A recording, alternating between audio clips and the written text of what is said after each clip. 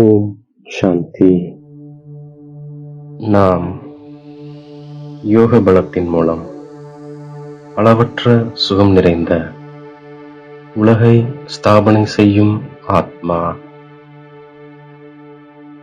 நாம் வரதாத்தாவின் மூலம் சர்வசிரேஷ்ட செல்வத்திற்கான வரதானத்தை பிராப்தியாக அடையக்கூடிய ஆத்மா. நாம் உண்மையான சாதனையின் மூலம் ஐயோ ஐயோ என்பதை ஆஹா ஆஹா என்று மாற்றிவிடும் ஆத்மா. தந்தையின் ஒரே ஒரு கடைக்கண் பார்வை கிடைத்ததும் முழு உலகிலுள்ள மனிதர்களும் திருப்தி அடைந்து விடுகின்றனர். அதனால்தான் பார்வையின் மூலம் முழு திருப்தி அளிக்கக்கூடியவர் என்று தந்தை அழைக்கப்படுகின்றார். அனைவரையும் கூடவே அழைத்து செல்ல தந்தை வந்திருக்கின்றார்.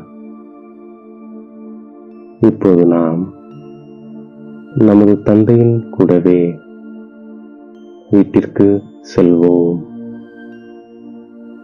ஐயோ ஐயோ என்ற கூக்குரலுக்கு பின் வெற்றி முழக்கம் ஏற்படும். தந்தையின் ஒரே ஒரு பார்வையின் மூலம் முழு உலகிற்கும் முக்தி, ஜீவன் முக்திக்காக ஆஸ்தி கிடைக்கப் போகின்றது. முழு உலகத்திலும் மகிழ்ச்சியும் திருப்தியும் ஏற்பட்டுவிடும். உலகில் உள்ள அனைத்து ஆத்மாக்களுக்கும் ஆஸ்தி கொடுப்பதற்காக தந்தை வந்திருக்கின்றார். தந்தை முழு உலகத்தையும் திருப்திப்படுத்த வேண்டியிருக்கின்றது. இது புருஷோத்தம சங்கமயுகம். அனைவரையும் சாந்திதாமம், சுகதாமம் அழைத்துச் செல்ல தந்தை வந்திருக்கின்றார். ஆத்மா சைத்தன்யமானது. தந்தை பாரதத்தில்தான் வருகின்றார். பாரதம் முழு உலகத்திலும் சிறிய ஊராகத்தான் தெரிகின்றது. கல்ப கல்பத்திற்கு நாம் என்ன முயற்சி செய்தோமோ அதையே இப்பொழுது செய்கின்றோம்.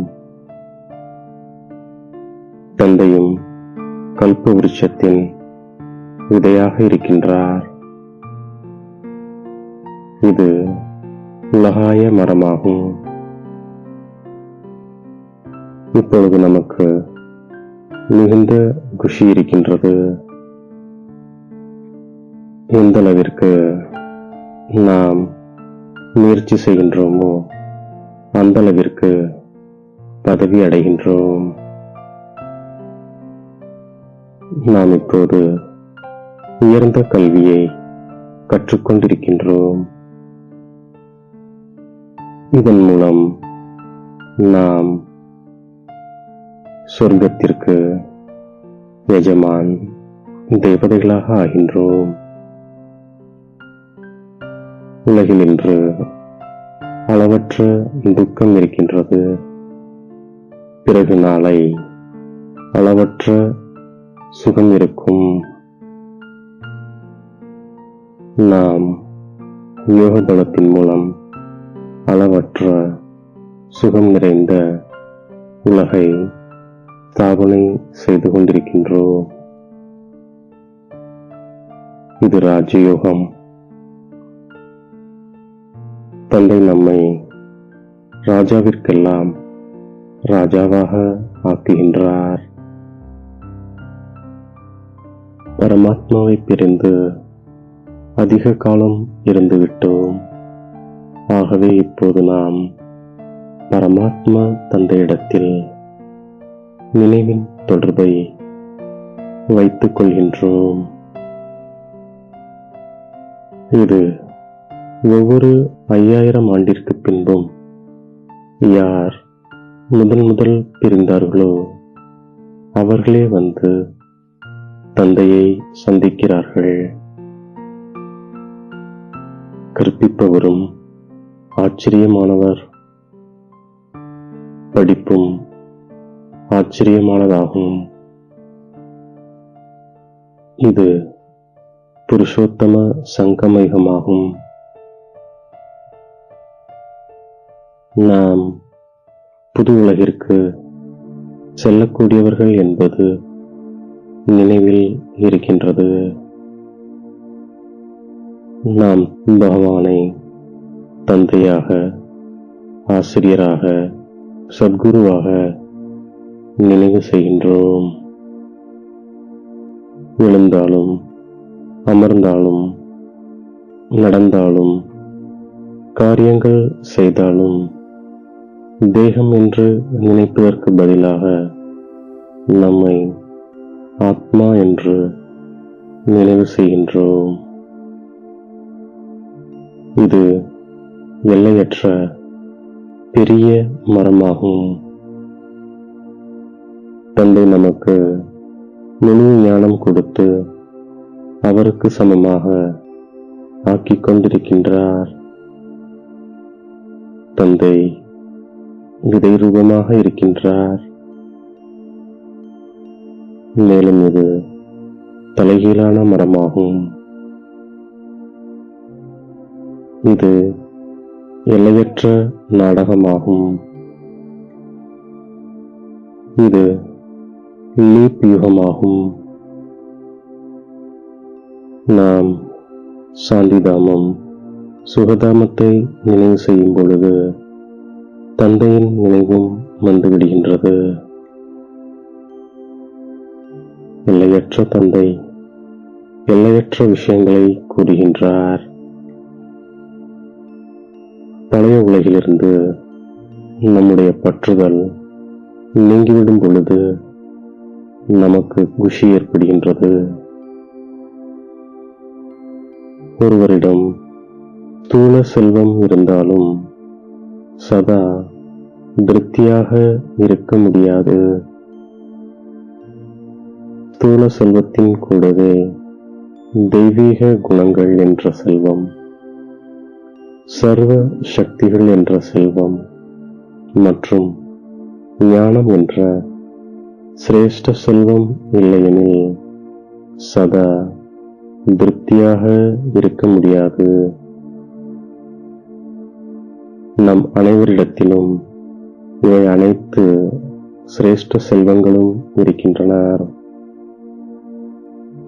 உலகத்தினர் ஸ்தூல செல்வம் உடையவர்களைதான் செல்வந்தர் என்று நினைக்கிறார்கள். ஆனால் வரதாதா தந்தையின் குழந்தையாகிய நமக்கு சிரேஷ்ட செல்வந்தர் ஆகுக என்ற வரதானம் கிடைத்திருக்கின்றது. யோக பலத்தின் மூலம் அளவற்ற சுகம் நிறைந்த உலகை ஸ்தாபனை செய்கின்றோம். இந்த துக்கமான பழைய உலகை நாம் மறந்து விடுகின்றோம். நாம் சத்திய உலகத்திற்கு எஜமானனாக ஆகிக் கொண்டிருக்கிறேன் என்ற குஷியில் இருக்கின்றோம். முழு நாளும் எந்த விகாரமும் தொந்தரவு செய்யவில்லைதானே? எந்த சாத்தான் காரியமும் செய்யவில்லைதானே? பேராசைக்கு வசமாகவில்லைதானே என்று தினமும் நம்மை நாமே சோதனை செய்கின்றோம். வரதாத்தாவின் மூலம் சர்வசிரேஷ்ட செல்வத்திற்கான வரதானத்தை பிராப்தியாக அடையக்கூடிய செல்வந்தர் ஆத்மா நாம். உண்மையான சாதனையின் மூலம் ஐயோ ஐயோ என்பதை ஆஹா ஆஹா என்று மாற்றிவிடும் ஆத்மா நாம். நம்மை தேடி கண்டெடுத்த இனிமேலும் இனிமையான தாயும் தந்தையும் ஆகிய பாப்தாதாவிற்கு கோடான கோடி நமஸ்காரங்கள். ஓம் சாந்தி.